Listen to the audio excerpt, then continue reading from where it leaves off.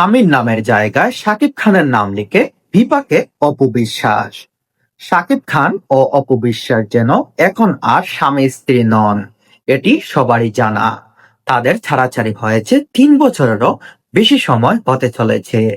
ছেলে আব্রাহাম খান জয়ের বিষয়ে মাঝে মধ্যে তাদের দেখা হলেও সম্পর্কে শাকিব খান অপু বিশ্বাস এখন সাবেক স্বামী স্ত্রী। অথচ সম্প্রতি প্রযোজক সমিতি সদস্য পদ পেতে আবেদনপত্রে চিত্রনায়িকা অপু বিশ্বাস তার স্বামীর নামের জায়গায় শাকিব খানের নাম লিখেছেন। বিষয়টিতে অবাক হন সংগঠনের সদস্যরা। যাচাই বাছাই শেষে তাই আটকে যায় অপু বিশ্বাসের সদস্য পদ পাওয়ার সুযোগ। চলচ্চিত্র প্রযোজক পরিবেশক সমিতির কাছে তথ্য সংশোধন করে জমা দিয়ে পরের 2 দিন আগেই তাকে সদস্য পদ দেওয়া হয়।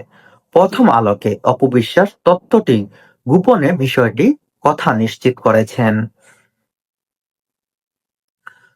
প্রযোজক পরিবেশক সমিতির সাধারণ সম্পাদক শামসুল আলম তিনি জানান, সাধারণ কাউকে চলচ্চিত্র প্রযোজক হিসাবে নাম নিবন্ধন করতে হলে 1,03,000 টাকা ফি দিতে হয়, কিন্তু কোনো প্রযোজক স্বামী বা সন্তান হলে তিনি মাত্র 11,000 টাকায় ফি দিয়েই এই সদস্যপদ লাভ করার সুযোগটা পেতে পারেন।